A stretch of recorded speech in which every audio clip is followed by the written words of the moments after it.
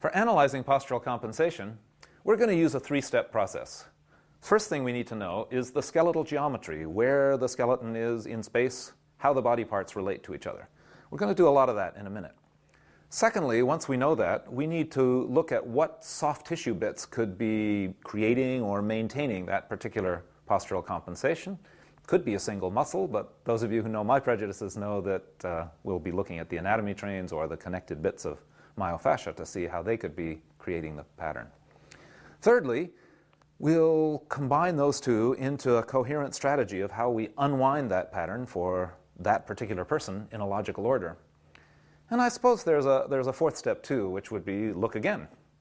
If your strategy worked, you can go back to step one again, look at the new skeletal geometry, come up with a new strategy to unwind the next bit. This just is a recursive process.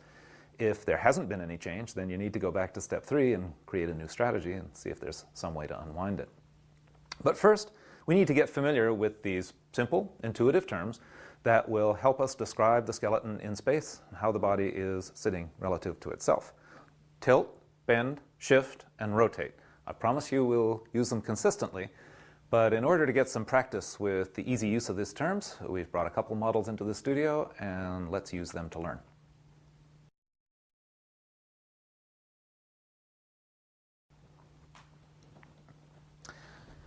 We have Hector and Karen with us to help us learn these terms, and the first one we're going for is tilt. So a right tilt of the head is just what you think it might be. The head tilts off to one side. So that's what tilt is going off the vertical to one side, or if you prefer, off the horizontal to one side. And we're going to name the tilt. We're going to modify the tilt with an adjective named for where the top of the structure goes. So here you can see the top went to the right, and it's a client-centered therapy, so it's always going to be the client's right, not your right out there. So a right tilt of the head is going to look like that. Okay, come on back to center. A right tilt of the shoulder girdle would look like this. And a left tilt of the rib cage, if we added that on, if we take the rib cage over to a left tilt, now we get to the second part of this that's really important, which is this is relational. So right now we have the rib cage left tilted relative to the pelvis. You see that the rib cage is tilted over so that the top of it's going left relative to the pelvis. The head is tilted back to the right again relative to the rib cage. You see, if Hector leaves his head where it is and I bring the rib cage back, the head is tilted way off to the right relative to the rib cage. But if we put a left tilt in the rib cage, now the head and the pelvis, they're offset. We'll talk about that in a minute. But they're at the same tilt. They're neither of them tilted. However, there's a left tilt of the rib cage relative to the pelvis, a right tilt of the head relative to the rib cage, and no tilt of the head relative to the pelvis. Well, I'm not exactly sure that's sure. It looks like they have a little bit of tilt, but you understand what I mean. Okay, get out of that posture and come back to normal. Find out where your normal is. Great. All right, now if we have you guys turn to the right, please, so you face that wall back there. The second set of adjectives that we could use with a tilt would be a posterior tilt. You see how the top of the head is going to the posterior? Or an anterior tilt of the head. So if we had a posterior tilt of the head, but we had an anterior tilt of the rib cage, we could end up with a posture that you've seen from certain old folks coming around here. All right, drop that one and come on back to center.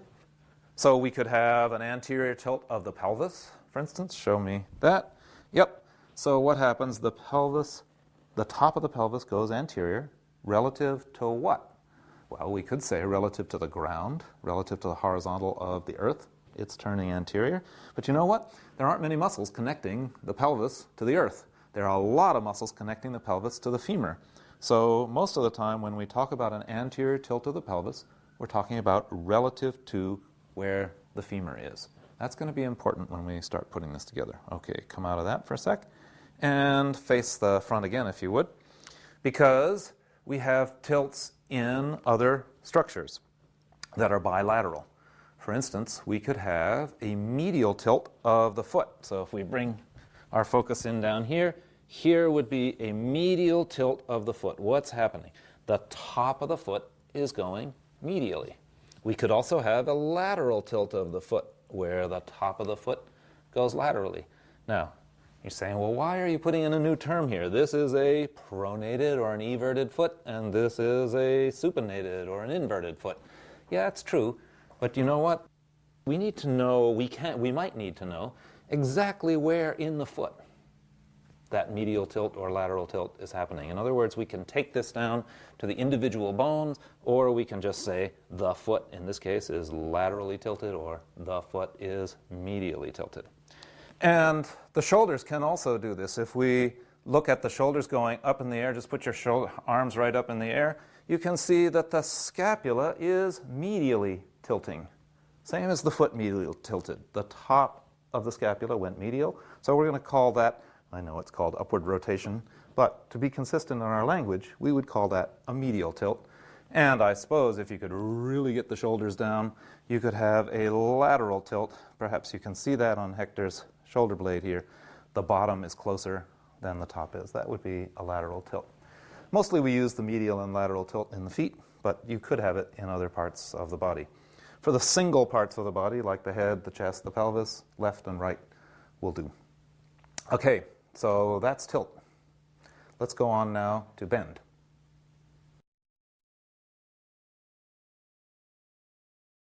Our second term is bend, and that's really just a special case of tilts. When we look at the spine, in order to get a left tilt of the head, for instance, if you think about what's going on in the spine has to have a series of tilts in it. So rather than say C6 is left tilted on C7 and C5 is left tilted on C6, you can just say there's a left bend in the cervical spine. In other words, it's just a shorthand for a series of tilts, and it really only happens in the spine. So come on back to normal, and if I turn you guys around so that you face me, then if we say a left bend in the lumbar spine and a right bend in the cervical spine, yeah, left bend in the lumbars, right bend in the cervicals, we kind of got to the same place where we said a left tilt in the rib cage or right tilt in the head, but we now could describe what's going on with the individual bones, and if we did get down to the individual bones, we might find, indeed, that the bend in Hector was a little bit different from the bend in Karen, that it might happen at a different spot in the spine. And so we can use these terms. Yeah, you can come out of that. You guys don't get locked in there. We can use these terms for a quick sketch or for a very detailed analysis. It will bear the weight of an individual spinal analysis, but it will also allow you to give a quick sketch to a fellow practitioner or somebody you're mentoring with, or just to your client. So that's really the only place that we see bend. If we turn to face the wall, side wall again, turn sideways, both of you? Yeah, thanks. Then we, just as with tilts, we could have a left or a right or an anterior or a posterior. Notice that we could have an anterior bend of the cervicals or an anterior bend of the thoracics. So an anterior bend of the thoracics is what we commonly call kyphosis, and a posterior bend of the cervicals, if you put that on top, is what we would call a cervical lordosis or a hyperextended neck. And again, we could get very specific as to where this happens if we need to get that specific, or we could just say there's an anterior bend in the thoracic spine, posterior bend in the cervical spine. Again, if we took that out, we would have to undo both this bend and this bend to get to a normal. If we kept you in this posterior tilt and we brought your chest up, you could very readily see that there's a posterior bend in the cervicals that's creating a posterior tilt in the head. Okay, I think that's all we need to do with bend. Let's go on to shift.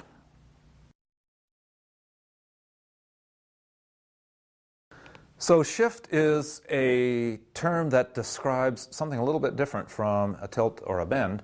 It describes what's happening to the centers of gravity of two different parts. If we were to do a left shift of the rib cage on the pelvis, there doesn't necessarily any tilts involved. Now, I think they're both using tilts, but What the shift is describing is if we took the center of gravity of Hector's chest and the center of gravity of Hector's pelvis, the rib cage would be left shifted relative to the pelvis. Okay? So a left shift of the rib cage relative to the pelvis. We're always taking the center of gravity and the center of gravity. Did we get some tilts or did we have some bends to get there? Yep, we always do. But the shift is just describing whether one thing is to the side of the other. So with Karen's head here, there's no tilt between the head and the pelvis. They're on the same horizontal level, or let's imagine that they are. But the head is way left shifted relative to the pelvis. So her head is over her left leg, not over her right leg. If we turn you guys to the side here for a second, the other way in which we use shift a lot is the anterior or posterior shift. Show me an anterior shift of your head relative to the rest of your body. An anterior shift of the head. Boom. And then take the shoulder girdle posterior. Take the shoulders posterior. Now you see how they counterbalance each other. Center of gravity of the shoulders is back here. Center of gravity of the head is here. So they will counterbalance each other. Newton still works. For every action, there's an equal and opposite reaction. All right, and shift the pelvis forward. Keep this all the same posture and shift the pelvis forward. And you'll see a very popular American posture that you will see everywhere. Head anteriorly shifted, shoulder and upper back posteriorly shifted, pelvis anteriorly shifted, feet posteriorly shifted relative to the thing above. Now, can you hold this for just a second more? Yeah, not fun. However, what I'd like you to notice is this doesn't always have to go from the bottom up. It can go from the top down. We could say the shoulders are posteriorly shifted relative to the head, or we could say the head is anteriorly shifted relative to the shoulders. It's the same. We could say the pelvis is anteriorly shifted relative to the shoulders, or the shoulders are posteriorly shifted relative to the pelvis. Really depends on what you want to call the starting point. While we're here, however, I want to add something about shift and tilt, because if you combine shift and tilt, you can get 4 basic pelvic positions, 4 basic types. And to do that, we need to understand shift. If we're looking at shift, pelvic shift could be anterior or posterior relative to the ankle. So you see what's happened with Hector's pelvis. He has gone posterior to his ankle, or he can shift anterior to the ankle. So if I don't say anything else, when we say anterior shift of the pelvis, we mean relative to the feet. So there would be an anterior shift, there would be a posterior shift of the pelvis. And then we have 2 other parameters here that we can look at, which is anterior tilt. I want to show that too, Karen. And posterior tilt. So the tilt is relative to the femur. Remember, there's not a lot of muscles connecting the pelvis to the ground. We can have an anterior shift, anterior tilt. Okay? That's both anterior. Then we could have a posterior shift, anterior tilt. Favored by 2-year-olds everywhere. You see this posture a lot in folks just learning to stand up. Then we could have posterior shift, posterior tilt, which gives you a really flat back and not much of a rear end. It's favored by plumbers everywhere so that their jeans fall down and you get that little vertical smile back here. The 4th type is anterior shift, posterior tilt. Now, this is the common thing that you see everywhere, a lot of places in America. The pelvis is anteriorly shifted, but it is in fact posteriorly tilted. I'm going to lift Hector's arm up here. What do you mean it's posteriorly tilted? This pelvis looks anterior relative to the ground. Well, it might look anterior relative to the ground, but it's posterior relative to this femur. So the tilt is relative to the femur. If I were to straighten that femur, the pelvis would be really posteriorly tilted. If you look at this pelvis relative to the ground and you work on the muscles that would allow you to take an anterior pelvis posterior, you're not going to have much luck with him. You need to bring the shift over and then work with the posterior tilt to bring him up on top of his pelvis.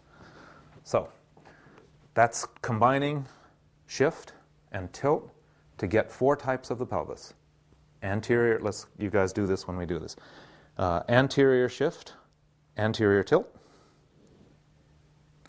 and then keep the anterior shift but add a posterior tilt. Tuck your pelvis under while being there. Never seen that before? Yes, you have. And then a posterior shift, bring your pelvis back, anterior tilt, a real toddler kind of pose, and then posterior shift, posterior tilt. Knowing where your client is in this typology, I don't like typologies much, but this is a pretty good one because it does guide your strategy in terms of what you do with soft tissue. All right, let's go on to the last term, which is rotate.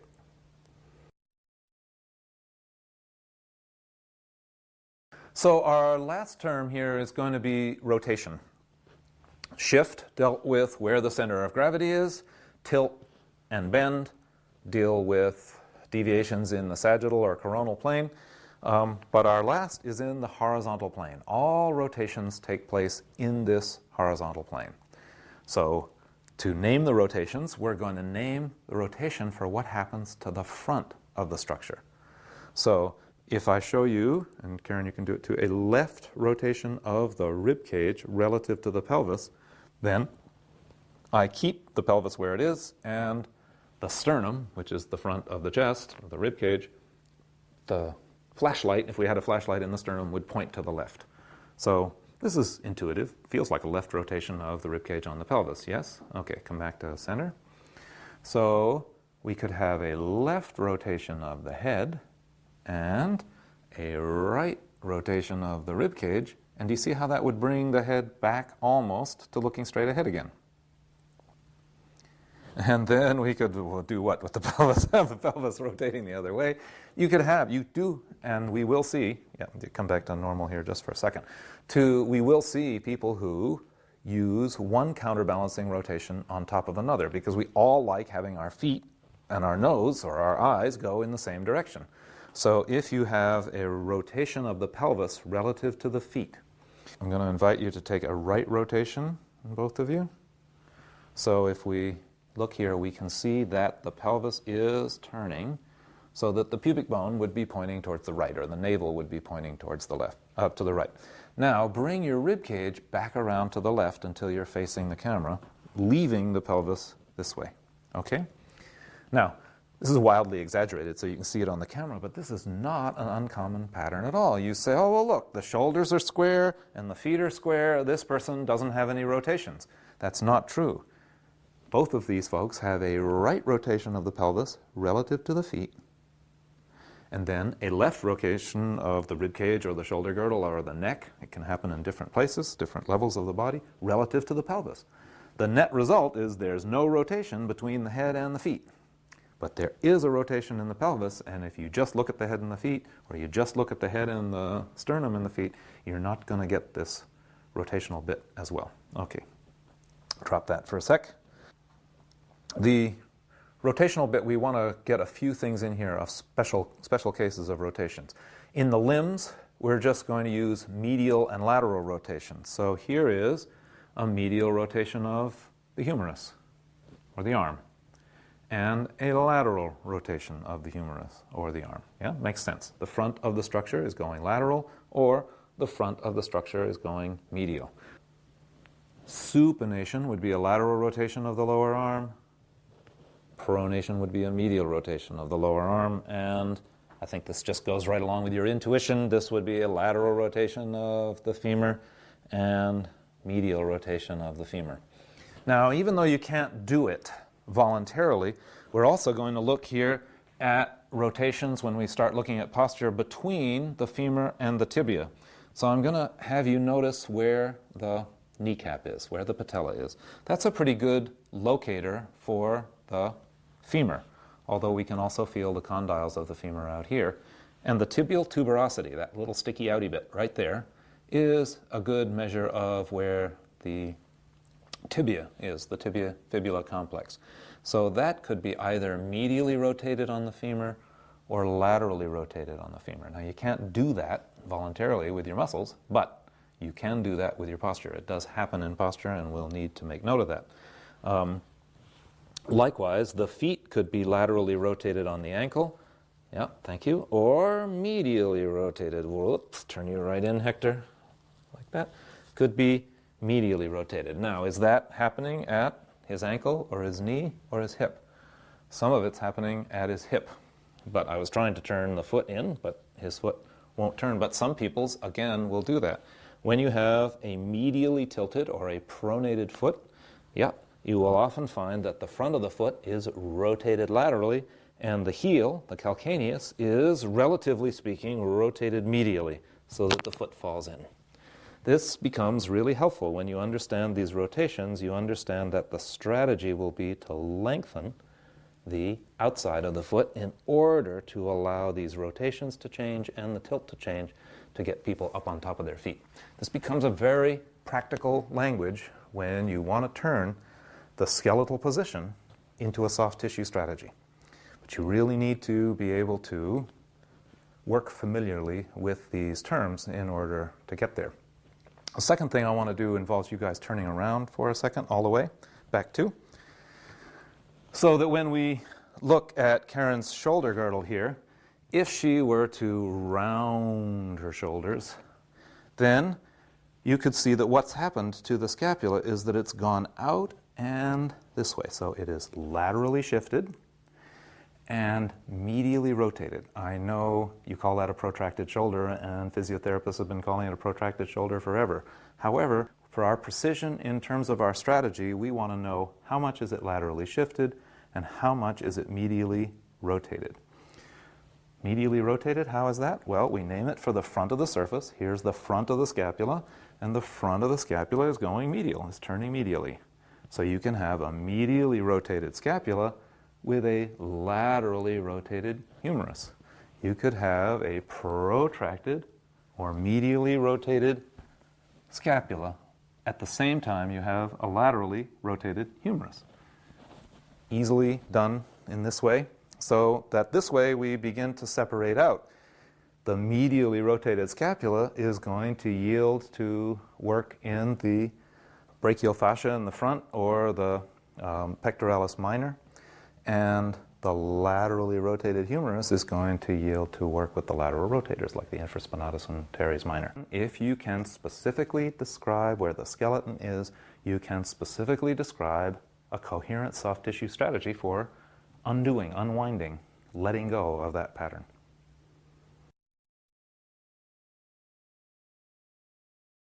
Okay, so let's put this together in a whole body reading, and we'll give you a chance to practice this as well. I'm going to put Hector into various positions, and I'm going to describe it as I do it, and Karen is going to assume the same position, or we'll see whether she does or not. So I'm going to start down at the bottom, and Hector, medially tilt the left foot. Medially rotate the left knee, and have a left tilt of the pelvis and a right tilt of the rib cage and a left tilt of the head. All right. Now this is a little bit Quasimodo-like, but I want you to see the patterns in gross ways first, so then we can get more refined. All right. How's she doing? Pretty well. Okay, drop that. Drop those. Just let that go and come back. Good. All right. And we're going to have a right rotation of the pelvis with a left shift of the rib cage, a right tilt of the shoulder girdle, and a left tilt of the head. Again, a bit exaggerated, but not an uncommon pattern of the kind that we see. All right, let that one go. Come back to normal too. And let's both of you turn to the side and face that way. Great. And now an anterior shift of the pelvis. We know Karen's going to have to do it this time because she can't see. And a posterior shift of the rib cage and the shoulder girdle. Good. And an anterior tilt of the lower neck and a posterior tilt of the upper neck. Okay, again, a little exaggerated, but very real. Very much a common posture in these United States. All right, Hector, come on back to normal. Good. We could start here with an anterior shift of the head, just pushing it forward. Yep. And an anterior shift of the pelvis, and a posterior shift of the knees. So this person is very much leaning on the ligaments of the pelvis, the ligaments of the knee, and the ligaments of the spine, so that very little muscular effort is required to stay here, except it will slowly deform your body as long as you stay there. So we'll have you come out of this again and just get nice and long so that everything lines up over each other. Okay, and finally, let's have you turn to your back to the camera, please. And again, we can see both shifts and rotations. Rotations are not so easy to see from your vantage point from the camera, but if I exaggerate a right rotation of the rib cage and a left shift of the rib cage, yeah? So this is a very common pattern, is to have a shift to one side and a rotation to the opposite side. In this case, a shift to the left and a rotation to the right.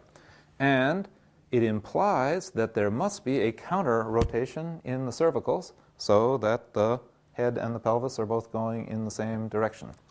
You can see that this person is going to be much more weighted over the left leg than the right leg, and that they are going to have a preference. One of the things you'll commonly see with this is an anterior tilt to this shoulder, because if they're right-handed, with the rib cage being rotated like this, the shoulder will go up over the top of the body in order to get to doorknobs and open the car doors and all the things that we do with our right hand. Okay, you can let go of that one. And now, what if we said a right shift of the pelvis relative to the feet, a left rotation of the rib cage, a right rotation of the head, and a posterior tilt of the head? You see, we begin to have that language. We give that language to Karen, and she is able to recreate that. Now, what I'm going to suggest, okay, you guys can drop this. What I'm going to suggest now is we're going to give you a set of photographs, and it's really important that you are able to imitate this in your body. As we give you these photographs, see if you can assume this posture. You might want to check in a mirror, or you might just check yourself that you really look like what you're going to see on camera here. Because if you can adopt your client's posture, you can get a really good idea of where they're hurting, where they're tight, where they're compressed. It's not a foolproof method because you're putting their set of postural compensations on top of your set of postural compensations, so it's not as pure as it is in their body, but it sure is helpful to make a diagnosis. Okay, so let's give you a couple of full body postures to practice on. So if I get Hector to medially tilt this foot, medially rotate this knee, and tilt the pelvis to what? The left, and the rib cage to the right, and the head to the left. Can you then analyze that posture with just what we said? Medially tilted foot, medially rotated knee, left tilt of the pelvis, right tilt of the rib cage. Guess what? The shoulder goes along with the rib cage, and the head comes back the other way. So if we look at these shifts and tilts from the side, notice that if I take Hector's pelvis into an anterior shift, that's an anterior shift relative to the feet, he has a choice. He could keep his upper body there, so his upper body is neutral relative to his pelvis, but there's an anterior shift from his pelvis to his feet. I'll guarantee you that if he's doing that, he is contracting. I could bounce quarters off his hamstrings here because he has to keep those muscles tight, because if he were to relax, he would just fall forward. But some people take another strategy. If he shifts the shoulders back, you now see that the center of gravity of the body is getting closer to being over the middle of the feet. But the center of gravity of the shoulders is way back here, of the belly and the pelvis is way out here, and the feet is back. So there are different strategies that people can take in dealing with these shifts. So remember here we're looking at an anterior shift, anterior tilt. We have a posterior bend in the lumbars that allows that the rib cage has a posterior tilt. What's happening with the shoulders? Are the shoulders posteriorly tilted along with the rib cage, or are they anteriorly tilted? If you look, the shoulder is actually anteriorly tilted, especially if I took his rib cage and I put him like this, you would see how anteriorly tilted the shoulders are. What do you mean anterior tilt of the shoulders? Well, it's an anterior tilt of the shoulders, same as it's an anterior tilt of the hip bone or the pelvis. So if we put you back into this posture here, we'll let people have a look at that. So now we can start to put some of these things together into a story. What if Hector had a medially tilted or pronated or fallen arch on his right foot? He might take the left foot and laterally rotate the leg so that he has more of a base of support out to his left, because he's going to move his weight off that pronated right leg, meaning there'll be a little bit of a right tilt, and then he'll also move his upper body off that right leg if it's not supporting him, and if he does so, he'll tend to have a right rotation to the rib cage. This is common, this is not certain. He might have something else depending on his injuries or his accidents or his heroes or whatever he tended to imitate. But this is a common pattern. It's exaggerated again, but we have a medial tilt of one foot. We then have a lateral rotation, which if you see his knee here, seems to be happening mostly in his lower leg and foot. And then we have a right tilt of the pelvis, a left shift of the rib cage, a right rotation of the rib cage, and I'll guarantee you that he has to then have a left rotation in the neck in order to get him back where he's going straight forward. Slightly exaggerated, but you'll see this pattern in a lot of people. Okay, so if we take and put some of these terms onto Karen in such a way that you can see them, what if we laterally rotated her humeri and posteriorly shifted her shoulders? That would look a little strange, but if we medially rotated her lower arms, don't change the upper arms, just medially rotated the lower arms, you've seen people like that. Notice her elbows, though, are closer to her body than her wrists are. This is a strong indication to you of a laterally rotated humerus. And if we could get you to turn sideways, just keep that position and turn sideways. If she's going to bring the shoulders back, it will probably take the head into a little bit of an anterior tilt. Okay, so she could keep that way over the pelvis, but if she laterally rotated both legs, turned them out, just, turn your feet out and everything, right at the hips, then you begin to see the ballet dancer struggling to be released in here, and you can feel the compression that comes in at the lower back on that kind of pattern. All right, now if we do something a little different, if we come up for a lateral tilt of both feet, the big toe is still on the ground, but you can see that inner arch has lifted. If we had that pattern and we turned keep those feet up, but turn the femurs out, laterally rotate the femurs. Feel how tight that's getting in the pelvis, yes? All right, and then if we shift your rib cage over to the left, that's fine, and a little bit of a right rotation, and then bring this shoulder up and over. Great. So you see what's happened here. Again, this is a fairly common pattern of the rib cage shifting to the left, but rotating to the right, and then the shoulder coming up over. And if you read the shoulders, the tips of the shoulders are in the same place. But that really won't get you the reading that you want, because there is a right rotation of the rib cage and an anterior tilt of this shoulder coming up over the rib cage. So you don't want to read this as a normal shoulder girdle. In fact, if I dropped this shoulder girdle back onto there, you could see how right rotated the shoulder girdle is, going right along with the rib cage. But very commonly, that shoulder will creep up over the rib cage and fool you.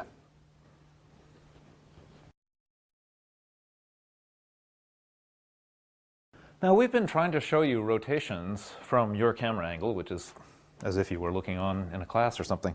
And rotations are really hard to see that way. So The best way to see rotations is an exercise we call breathing down their neck.